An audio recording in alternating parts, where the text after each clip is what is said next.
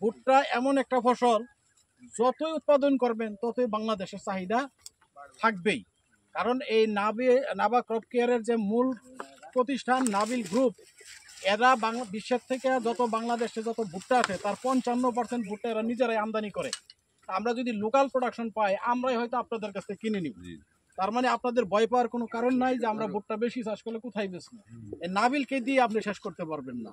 নাবা crop care লিমিটেডের পরিচয় দিচ্ছি, তার আগে আরেকটা পরিচিতি আছে আমাদের পরিচিতি হচ্ছে আমরা নাবিল গ্রুপ। এটা হয়তো অনেকেই জানে, অনেকেই জানে না।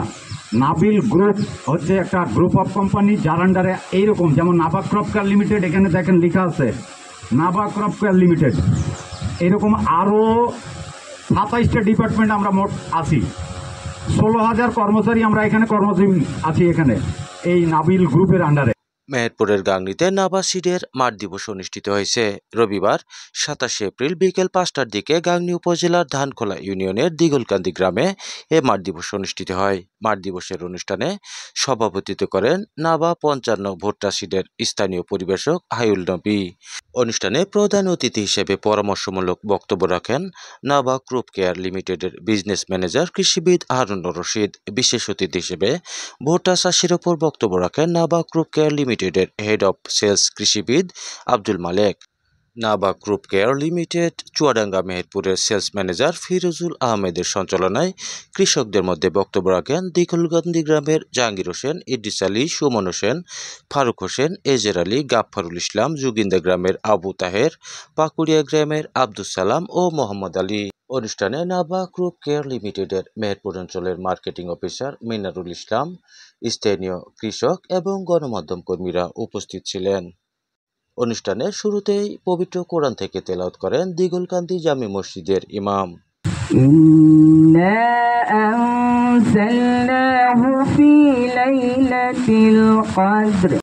পরে ভুট্টা চাষের উপর আলোচনা অনুষ্ঠিত হয়। আলোচনা পরবর্তী ভুট্টার মাঠ পরিদর্শন করেন নাবা ক্রপ কেয়ার লিমিটেডের কর্মকর্তা বৃন্দরা। স্থানীয় কৃষকরা তাদের প্রতিক্রিয়া ব্যক্ত করতে গিয়ে বলেন, আমরা বিভিন্ন কোম্পানির ভুট্টার বীজ কিনে বপন করেছি, কিন্তু কোথাও কাজে এক হয়নি, আশানুরূপ ফলনও পাওয়া যায়নি। এবার নাবা 55 জাতের ভুট্টার বীজ বপন করে লক্ষ্যমাত্রার চেয়ে বেশি ফলন পেয়েছি। তো নিয়ে যাচ্ছি আলোচনা ও মাঠ পরিদর্শনের বিষয়ে বিস্তারিত জানানোর জন্য। আর এতক্ষণ আপনাদের সঙ্গে ছিলাম আমি মাজিদ আল মামুন। আমরা তো বিভিন্ন চাষ করি, এখন সার হয়তো 2 কেজি ধরে দেওয়ার দরকার, টাকা নেই, একটু কম দিলাম, সেই ক্ষেত্রে ওর খাবারটা কম হয়েছে। তো পর্যাপ্ত পরিমাণ খাবার দিলে আমার মনে বলে 60 মণ উপরেও ধরে যায়, 60 মণ উপরে এরকম মোটামুটি যায়।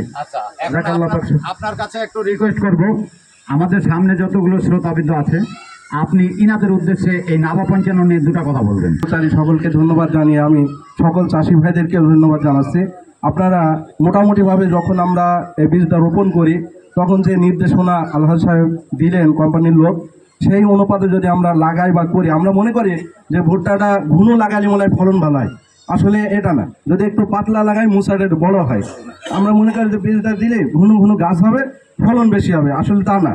দেখা যাচ্ছে যে পাতলা হলে মুসাটা ভালো হয়। এই জন্য আমরা ইনশাল্লাহ, আমি তো আগেই বললাম যে হাইল নবীর যে মোটামুটিভাবে যে আশ্বাস বিশ্বাস যে আমাদেরকে বীজটা দিল, তাদেরকে আমরা সেই হারাহারি বা তার থেকে বেশি ফলন পেয়েছি। এবং ভবিষ্যতেও যদি নাবা 55 এই কর্মচারীরা, অফিসাররা আমাদেরকে এরকম ভালো ফলন হওয়ার বীজ যদি আমাদেরকে সরবরাহ করে, আমরা ওনাদের থেকে ইনশাল্লাহ সামানগুলো ক্রয় করবো ইনশাল্লাহ। ইনশাল্লাহ ওনারাকে করতে বলবেন? জি, ওনারা তো করবে ইনশাল্লাহ। এর আগে তো একজন বলেই গেল যে আমি 30 বছর 20 বছর করছে, এছাড়া আর করবোই না। তা আমরাও ইনশাল্লাহ প্রতিজ্ঞা করছি, যদি এরকম ফলন পাই আমরাও ইনশাল্লাহ করবে। নাবিল গ্রুপ গবেষণার মাধ্যমে এই যে এই ভুট্টাটা আমরা নিয়ে আসছি, শুধু কি নিয়ে এসে আপনাদেরকে দিয়ে দিছি তাই নয়, আগে প্রথমে কি করছি, ফিল্ড করছি, গবেষণা করছি। এই গবেষণালব্ধ একটা কোম্পানি, এই গবেষণার মাধ্যমে বীজ, সার, ঔষধ, কৃষির যত প্রকারের আপনাদের প্রসাধনীর দরকার আমরা সব কিছু আপনাদেরকে দিয়ে থাকি। আমি আপনি যতদিন বেঁচে থাকবো ততদিন এই ভুট্টার চাহিদা দিন দিনই বাড়তে থাকবে। আমরা সেই ভুট্টাকে যদি আমরা জনপ্রিয় করতে চাই, আমরা ভুট্টা চাষ করে কি করতে চাই, ধানের চাইতে লাভবান হইতে চাই না? ভুট্টা চাষ করে যাতে ধানের চাইতে বেশি লাভবান হইতে চাই। এই ভুট্টা চাষ করে যদি লাভবান হইতে চান, তাহলে প্রথমে করতে হবে যে আসলে ভুট্টাকে কি করলে ভুট্টার ফলন বেশি দেয়। সেই জিনিসগুলি আমাদেরকে জানতে হবে। ভুট্টা চাষ করার আগে খালি জমিতে ভালো বীজ দিলে লাভ নাই।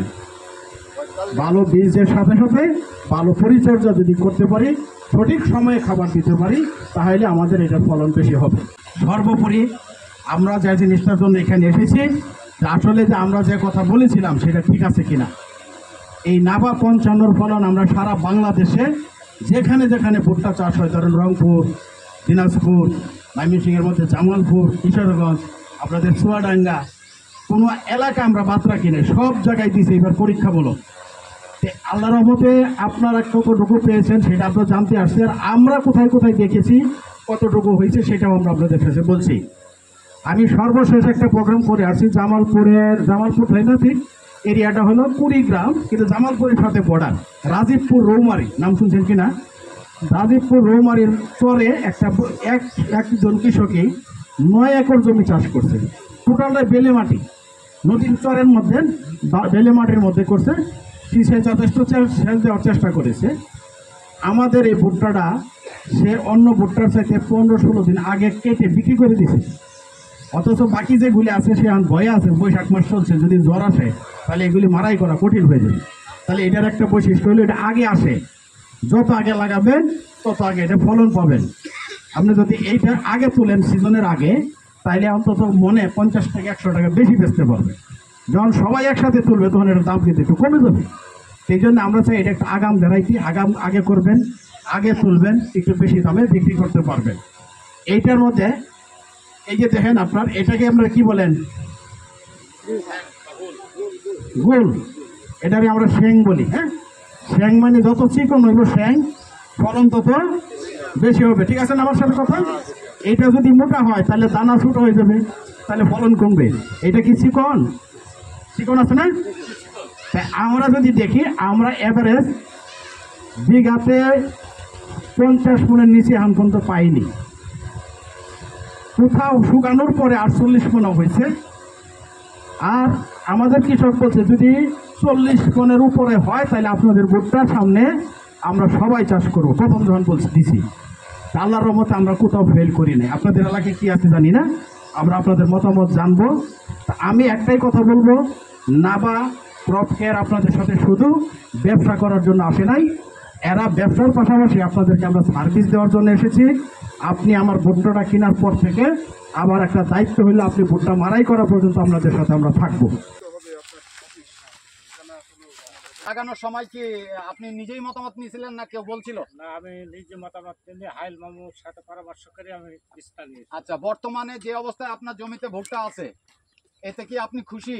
হ্যাঁ, আলহামদুলিল্লাহ, আমি খুব খুশি। আলহামদুলিল্লাহ, উনি আমাদের নাবা 55 চাষ করে খুব খুশি। ওনার জমিতে বর্তমানে যে ফসলটা হয়েছে ব্যাপক পরিমাণে ভালো ভালো মোচা, গাছ, ফল সব কিছু মিলাই কিন্তু উনি আলহামদুলিল্লাহ বলছেন। তার মানে উনি খুব খুশি। আগামী থেকে আপনি নাবা 55 চাষ করবেন ইনশাল্লাহ। আর 5টা মানুষকে কি বলবেন? হ্যাঁ, আমি বলবো ইনশাল্লাহ। ইনশাল্লাহ সবাই যেন নাবা 55 চাষ করে।